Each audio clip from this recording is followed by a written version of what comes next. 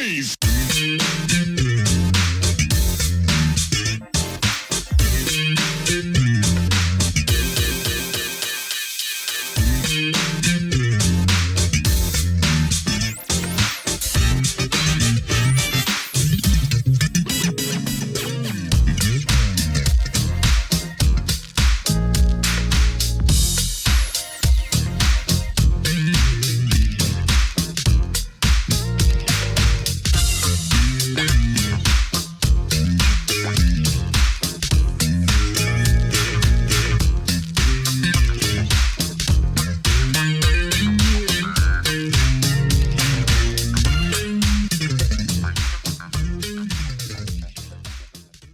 Welcome back to the next part of this Truth and Rhythm episode. Be sure to subscribe to this channel. If you've already done so, please share it with friends. Also become a member by joining Truth and Rhythm on Patreon, or consider donating at funknstuff.net. Thank you so much for your interest and support. Enjoy.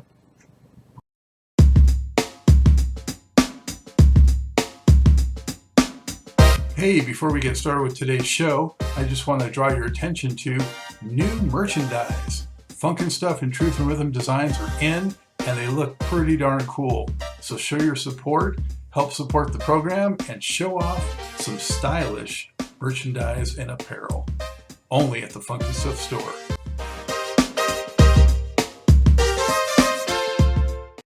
So, Nikki, how did you? I understand you connected with Ivan Neville and Dumpstaphunk through sort of just happenstance at a jam session or a festival, or what took place? So I met them at Jazz Fest.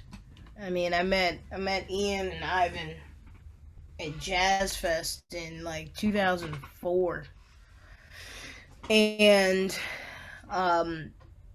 you know, I went back in 2005, saw them again.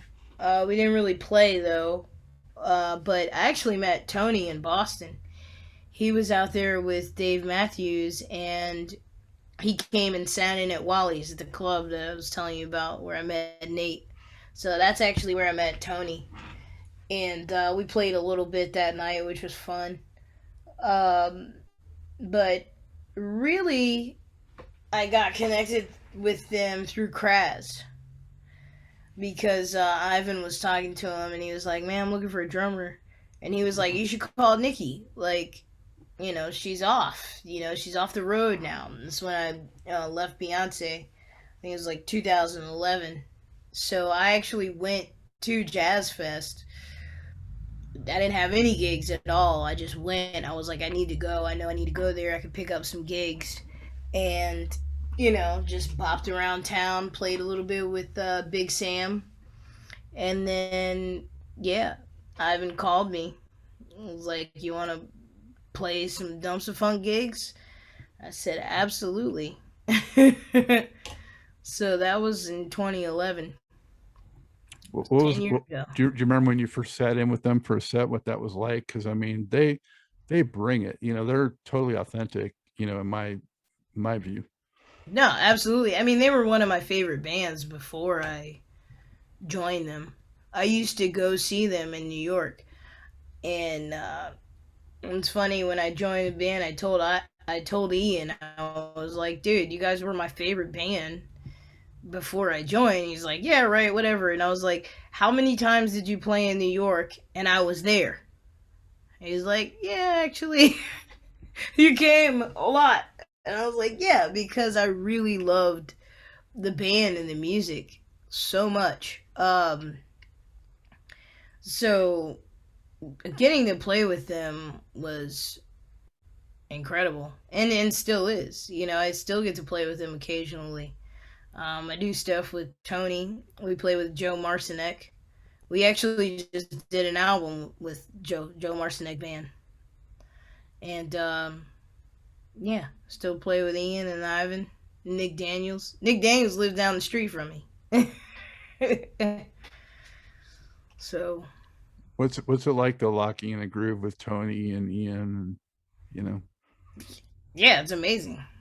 It's like, it's a different brand of funk, which I love. They really schooled me on the meters, you know, brand of funk, which is a very different thing than James Brown or Parliament Funkadelic. So it is an honor to get to play with them and to learn from them. What would you say is an element or two that's sort of a signature of your particular style on the drums? Um, I think that whenever I hit the snare, like it's me. That's one thing for sure. And I mean, just the groove. I think like where I place the groove is like a signature for me. So I mean, I've had friends say, they hear the snare, they're like, "Oh, yep, that's Nikki," you know. So you always tune it a certain way, or No, it's just how I hit it. mhm, mhm. Yep. And you went in the studio with Dumpstaphunk too, right? You did that. Hmm. Yeah, yeah. Yeah, So we what was did that a process like? Because dirty word. you haven't done that many studio recordings, so Yeah, we did dirty word, and that was really it was really awesome, like that coming together, because there was a lot of different parts. We wrote together, and then also like Ivan would bring songs, Nick would bring songs, Tony would bring songs, like I brought a song, so it was very collaborative, which was really cool, because I mean then you get like the true authentic sound of the people that are in the band. It's not just like one person writing for the band. So that was awesome. And like, Ani DeFranco was on the record, and Flea. There were a lot of different guests on the record that made it dope as well. I mhm. think Trombone Shorty was on it, and Scarrick. Yeah. So it was a great learning process for me as well. Just being in the studio with great songwriters. Like Ivan is probably one of my favorite songwriters. To sit there and go through the process with him was really cool.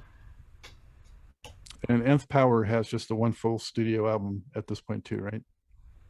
We have An EP well, we too. have we have an EP, we have a full length studio record, we have a full length live record, and we have the Marley tribute record as well. But yeah, we're dropping a new record this year. Any idea about when? Nope, not yet. Yeah. So, I mean, you're so at home in the live setting and you're so versed in and you've played with so many people. Do you feel as comfortable in the studio environment, or is it a little stagnant for you? You need the feedback of the crowd, or how do you feel about that? No, I love recording. Yeah. I mean, I've played on a bunch of records probably that like people don't know, but yeah, I love recording.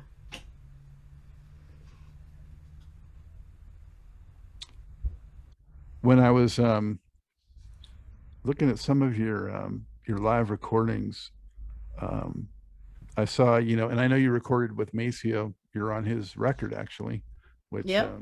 I happen to. There you go. Yep, there it is. Yeah. And what was it like playing with his band? I mean, man. It's a dream come true. 'Cause, I mean, ever since I was a kid, like I listened to James Brown obviously, and my dad was a saxophone player, so Maceo was like his favorite, you know. And when I told him I had to play with him or that I was playing with him, he couldn't believe it. And I still can't actually, just to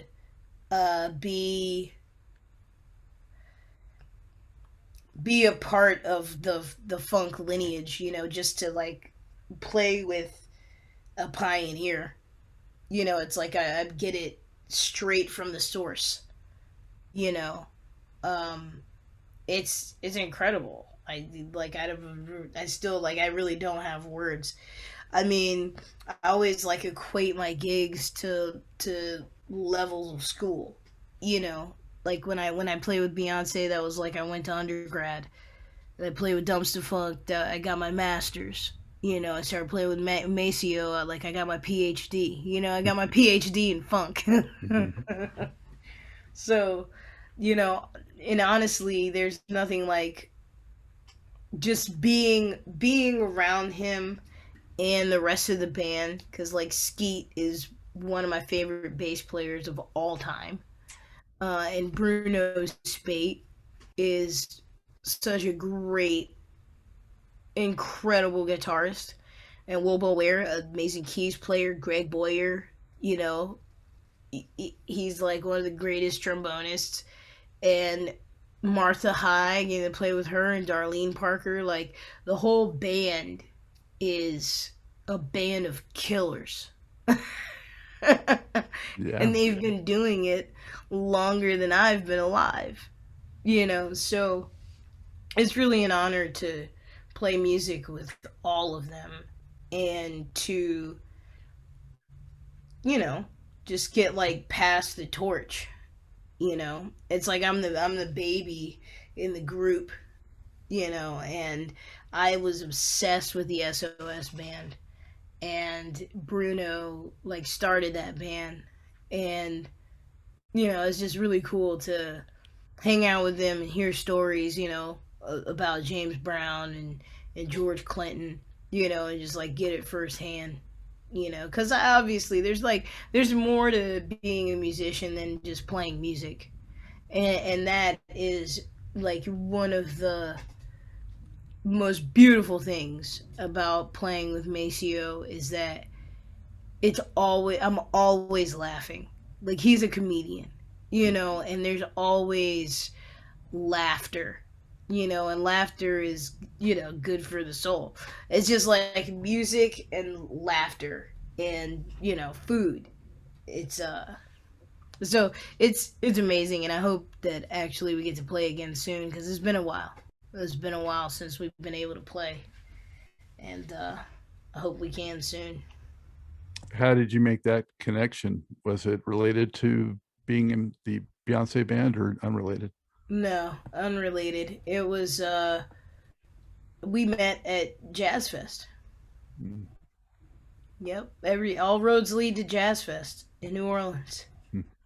We played a Five Fest, and it was just kind of like an all-star band. It was me and Kraz, Nigel Hall, James Casey, Ryan Zoidis. I think Eric Bloom was on that gig too, and Calvin Turner on bass. Mm. And it was just like it was for Fire Fest, you know, uh, during Jazz Fest. So that's kind of how it happened. We played that set together, and I remember turning around and being like, "You're funky," and I was like, "Oh my god!" Maceo Parker said I was funky. Funk Like, God, yeah, you validated. know. But then his manager emailed me probably like a year and a half later, something like that, and she was like, "We have these gigs. You want to come play these gigs?" And I was like, "What?" Yeah, So then Natasha. I started playing the gigs, and then they offered me the gig, and I was like, "This is incredible! I can't believe this." So yeah, I mean, it's been 6 years now. Hmm. 6 years. It's How much 2015. how much issue did you run into in the music industry with preconceived notions of a female drummer, and how much has it changed since your earlier years to now? Yeah, I mean, it's definitely changed a lot. It's definitely changed a lot. I would say that for me personally, that happened very early on. The you don't play drums, you're a girl. You know, that happened really early, and then obviously, like after getting a Beyonce gig, that professionally that went out the window. You know, I'm sure that there were other circles that thought that, females are not as good on the drums or whatever. But um, for me, professionally, that stopped once I got the gig. Because then musicians kind of saw who I was, they knew who I was, they heard me play, and so they wanted to play with me. Like, um, there, I didn't run into the gender thing after the Beyonce gig, because it's like that's the biggest like gig anyone could have. So obviously I can play, you know. But do you still hear that from other aspiring female drummers? Do Oh they yeah, try to absolutely. pick your yeah, Yeah, yeah. it still happens. It's like it's 2021. Think it wouldn't be that way, but racism still exists, sexism still exists, classism still exists. Like all the isms still exist. So whatever. Mhm. I just tell like all young female drummers or female musicians or any type of professional that's in a male dominated industry, like you just use it for fuel for the fire, you know what I mean? Whenever someone says you can't, that's like how much more you can, you know. So I mean, that's how I used it when I was younger, and that's still how I use it, you know. Yeah. Flip the script. Yeah, Now speaking of legends, you played with Shaka? yeah, I played with Shaka Khan a couple times. Yeah. Yep. What was that like? Did you She's get amazing. yeah, Yeah, obviously. I have Yeah, I know her sisters. very well. Yep, Yeah. yep. Funk this. There you go. That's such a great album. It's so good. I feel like a lot of people miss that one. Mm. Because I've noticed that the older a musician gets, people just kind of expect them to fall off, or things, or expect the material not to be as good or whatever. That album is amazing, like from start to finish. It was great, and she still sounds the same, if not better, so that was definitely a highlight, being able to play with her and hang out with her and hear war stories. Did she try to play any drums in front of you? Oh yeah, yeah. She's played drums in front of me. Yeah, Yeah. she's great. She is. She has her own She can play. style. Yeah, with whatever she does, she has Mm-hmm. her own style. Yeah. But Definitely. amazing how good she still sounds. She did that online special like in December, I think it was like streamed, and she's probably been my favorite singer, female singer, and I was blown away at how good she still sounds. Yeah. Yeah. Yeah. Her voice is amazing to this day.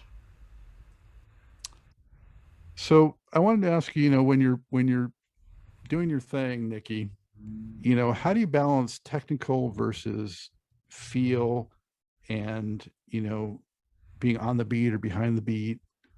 What's your approach Yeah. to It depends on the music. Depends on what's being played. Um as far as technique is concerned, that is something that I studied when I was younger. I was really fortunate to run into Dave DeCenzo when I was at Berkeley, and he really, really got my technique together. And like I wouldn't be here without him for sure. Um, so all of that stuff was just like ingrained in me. So once you have that, then like the technique just kind of is what it is on its own. You know what I mean? Like I'm not really like balancing technique with style or feel. It's just this is how I do this. This is how I play the drums. this is the way that, I use my body mechanics to play. So I'm not even thinking about that at all. You know what I'm saying? It's like the way you walk or how you talk. You're not thinking about how your voice sounds or how you're like putting your words together just because that's how you are. You know what I mean? Mhm. So as far as like playing in front of, behind, or on the beat, yeah, it depends on the music.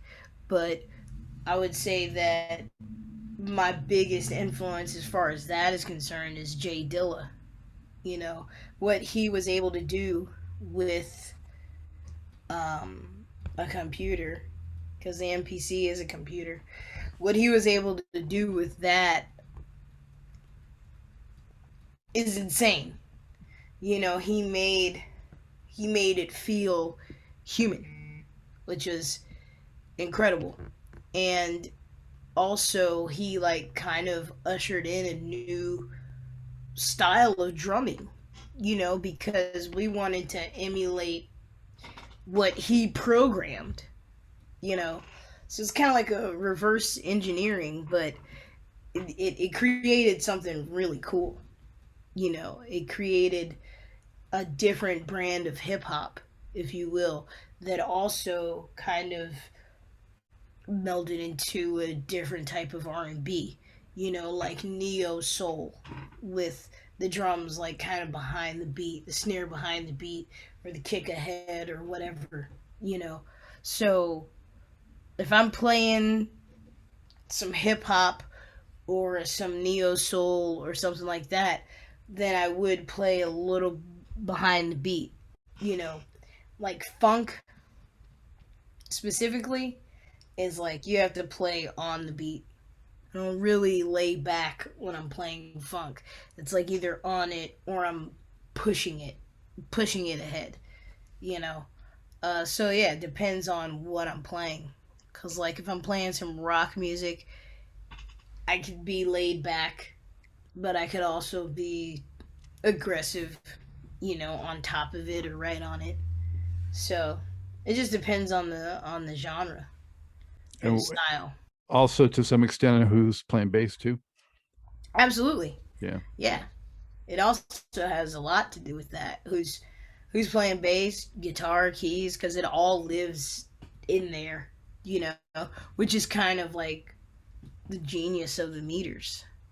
Is like Mhm. where they all sat on the beat, because someone's pushing, someone's pulling. Like George would push and Zig would pull, and that's like the yin and the yang. Like it's really you.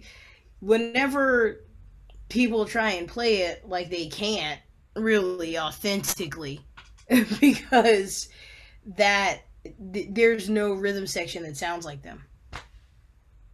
There isn't. And speaking of Ziggy, I saw you did like a battle of the drummers thing they have there with Yeah, him and Adam, yeah, right? That yeah, was yeah. I mean, incredible. that was an honor too because he called me and he was like, "I want you to, do this with me," and I was like, "Oh my God, it's Zig," you know.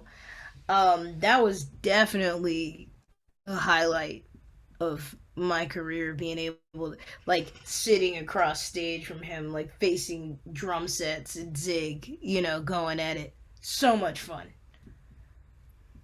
And is that they do that every year still, or just? No, that was just the 1 year. Hmm. Um, but we should do it again for sure. And you mentioned the hip hop thing. I saw clips of you rapping a little bit yourself. Like with Yeah. Dumpstaphunk and Yep. Rapping with Dumpstaphunk. I dropped a single last year. Yeah, last October. Was kind of like my rapping debut, I guess. I'm not like I don't consider myself a rapper, but I can rap, yeah, who knew? I didn't know until I caught you doing that. Yeah, that was Yeah. fun. That was fun for sure. Um,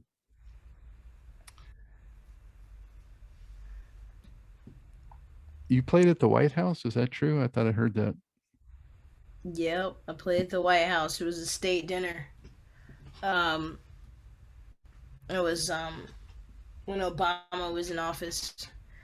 He had the Mexican president come, and that was an experience. Definitely, it was cool. It What was. material were you playing? What was It the? was with Beyonce. Oh, So we played. We played. I actually don't remember the specific songs, but I do remember that we played "Como la Flor," which is the Selena song. You know, because the Mexican president was there, so she sang in Spanish, and that was fun. um, have you had the chance to play with Eric Gales? I thought, Yes, yes, I have. yeah, he's one of my very favorite players, and He is, man. There's no words to describe him. He is just. He could be the greatest guitarist I've ever played with. You know, as far as facility is concerned, I mean, in his style, he can play anything. He's super funky, and obviously, he has the blues down. I mean, he's a force of nature. yeah, that's a good way to put it. Um, who's on your hit list that you haven't gotten to play with yet? Or there's some people that you're like, oh man, I really hope I can get with them. Well, Stevie Wonder. Mm. Mm-hmm. Stevie Wonder. I'd really love to play with him. I want to play with the Foo Fighters. I'd love to just like hang out with Dave Grohl and Taylor Hawkins. Have you seen that social media sensation, Nandy, the kid child prodigy Oh female yeah, drummer? yes, She did a dual thing with Dave Grohl. That was so much yeah, fun. that was Yeah. awesome. It was so cute, and she's great, man. She's playing guitar and bass too, and singing. Like she's got a super bright future. Yeah. Yeah, and it's I like love her passion.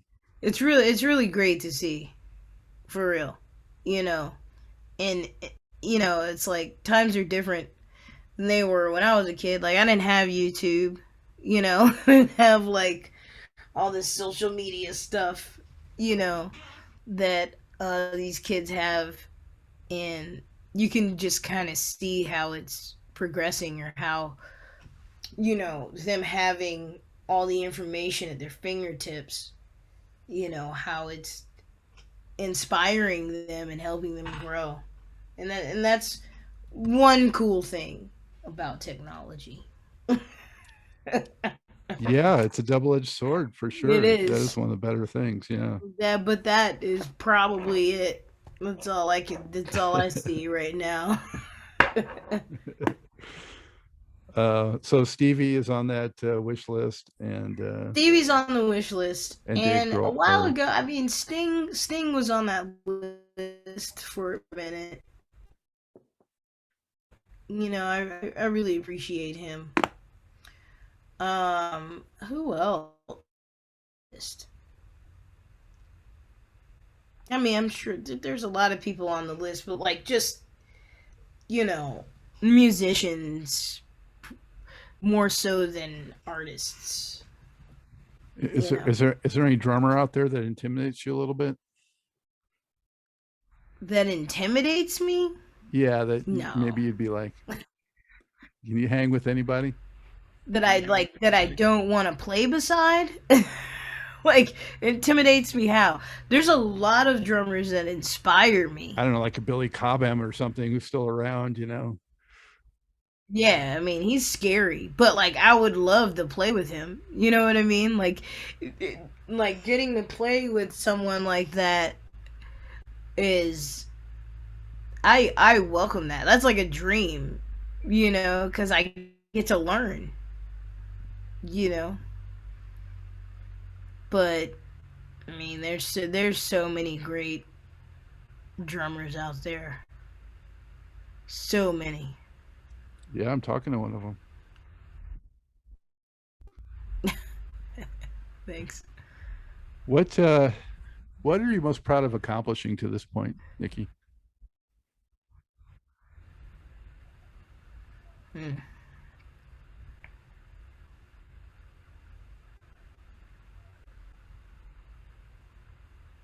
I don't know. I guess just being a full time musician, like that's an accomplishment. you know, not having a day job because it's really hard. It's tough. But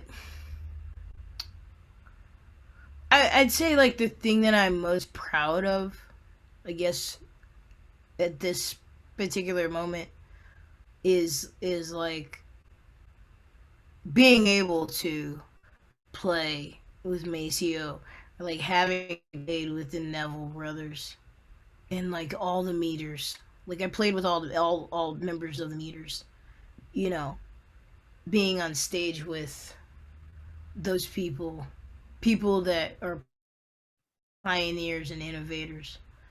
That is probably my like greatest accomplishment. You know, like being able or having played for millions of people. That is also a um, something that I'm proud of for sure. But I'm also proud of playing for 10 people, at one time. If it's a room of 10,000 or 10, like, I love it all the same. And being able to do it and be appreciated, I guess, honestly. Um, having the opportunity to change people's lives, that's probably the greatest accomplishment. And why do you like funk music so much? What does that mean to you? What does it do for you? It just, it speaks to me. It makes me move, you know. It can be meditative at times, like trance music. You just like play the same thing over and over again, and you can put someone in a trance. And I don't know. I think that's maybe why. Have you ever gotten to play with Bootsy since you mentioned him? Yeah, but not like yes, but no. Well, he wasn't playing bass. Was that what it was? He wasn't playing bass. He Yeah, was 'cause just he doesn't do that he live was just anymore. rapping. He was just Yeah, doing his bootsy thing. yeah. He only plays in the studio now. Yep. Yeah. So, what can you tell people, viewers, if they go to a Nth Power show, what can they expect to experience? Just feeling. There's a range of emotions that we try to pull out of people. You know, empathy is one of them. Happiness. They can expect to leave like being fulfilled with love. You know, that's what we try and give people is love. So that's what we want people to leave the show with. You know, we always want people to leave better than they came in. So that's what they can expect. Are you guys doing any venues on your own, or mostly festivals, or what's the plan? Yeah, we're doing festivals this summer, it's a couple, and then we'll be back out, playing clubs soon enough. And then the other two, the homies and the Kamani, are they also going to be doing shows, or are those the three that? Yeah, yeah, they'll also be doing shows. hmm And what's the best way Not for not as frequently as the Nth Power, but yeah, we'll be out there. people to keep up with Nikki Glaspie? Instagram.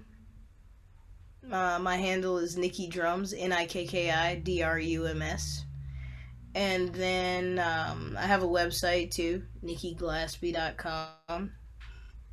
Um, for the most part, I get all my dates up there. I'm working on it now. And and hopefully album before the year's over. Yeah, yeah. And yeah, we're all the bands are on Facebook and Instagram. Instagram is probably the best place to get like updates, like real time updates and gigs. Excellent. Hey, thank you so much, Nikki, for Yeah, sharing all that absolutely. and talking to you. It's been a Yeah. blast, and look forward to you coming to my neck of the woods real soon. Yep, absolutely. All right. Thank you. Take care. Be well. Yeah, you as well. Thanks. Bye bye. I hope you enjoyed this episode of Truth in Rhythm. A big thank you goes out to our guest as well as to you, the viewer and listener. Also, much gratitude to Pleasure for supplying the show's funky opening and closing music. As a reminder, you can always access the complete list of linked shows by episode at funkandstuff.net. I urge you to support this program and receive the extra benefits along with that by subscribing to the Funk and Stuff channel on YouTube and sharing it with funk, R&B, and jazz lovers, joining Truth and Rhythm's membership program at Patreon, submitting a donation at funkandstuff.net, buying Everything is on the One, the First Guide to Funk book at Amazon, shopping at the Funky Things store for cool merchandise at funkandstuff.net, and linking through funkandstuff.net for all of your Amazon purchases. In addition, if you're an artist or anyone seeking proven, results-oriented professional marketing, PR, writing, or editing consultation or production, check out the media services section at funkandstuff.net. Also, I encourage you to drop me a line at scottg@funkandstuff.net. I love the feedback, suggestions, guest requests, appearance and sponsorship inquiries, and just talking about my favorite subject, groove-based music. For now, and as always, this is Scott Dr. GX Goldfine saying, keep on vibing to the rhythm of the one.